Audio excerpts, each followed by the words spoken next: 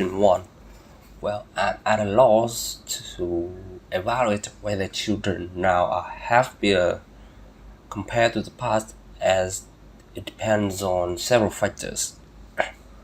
Dating back to around maybe 10 years ago, we were not equipped with cutting edge technology to study, to entertain, because the financial status of our parents as well as our country was not that developed.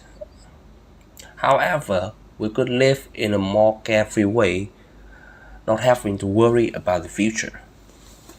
As for today, kids are fully equipped with state-of-the-art technological devices and many other things serving their needs. However, they also have to suffer from a huge studying pressures from teachers, from parents, and most of the time is spent on studying, and rarely do they have time to wind down like us 10 years ago. Question 2. Yes, I think so, and I will take Hanoi, the capital of Vietnam, as an example of this question. Dating back to 20 or 30 years ago, when Hanoi was just a barren land, the lives of people just revolve around agricultural activities and many things from nature, like the air, the water sources, weren't affected by the hands of people. However, as for today, the industrialization entailing the rise of many industrial zones has badly contaminated the atmosphere because of the carbon dioxide released from such activities. Also, people today tend to use vehicles run by fossil fuel, which is also a main source of carbon dioxide. And I think in the long run, if the government do not intervene timely, our planet will gradually be destroyed. Question 3. Yes, I think so. There have been tremendous transformations over the last decades.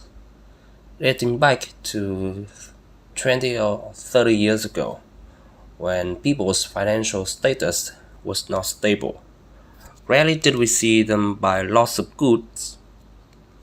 Also, the number of merchandise to choose was not very diverse, so I think people just tended to buy daily necessities.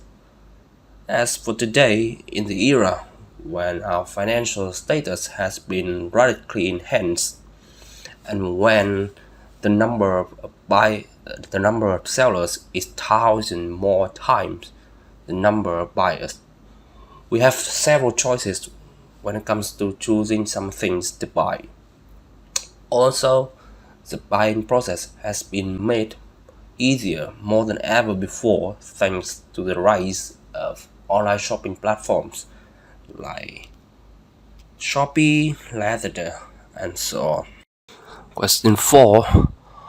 Well, I'm in the dark about what lies ahead, but to my limited knowledge, I think that there will be more food for us to choose in the future thanks to the development of technology. This had a profound impact on every domain, and the food industry is an exception. To exemplify, by applying technology properly in farming, farmers can boost the productivity of the animals and plants they cultivate, thereby enhancing productivity and diversifying our food choice. In fact, I'm not very certain how the future unfolds, but to my limited knowledge, I think people will no longer use paper money in the future. The frequency of using paper money has been reduced significantly already thanks to the technological development. The majority of residents now are using e-money provided by applications from banks, and I think in the next 10 years it will be the era of virtual money like Bitcoin, like Ethereum, and so on. Question 6. There are a variety of aspects related to the traffic problems, and I want to mention the reduction in accidents caused by traffic thanks to public transport. This can be explained by the fact that vehicles in the future will be driven by skillful drivers instead of ordinary people.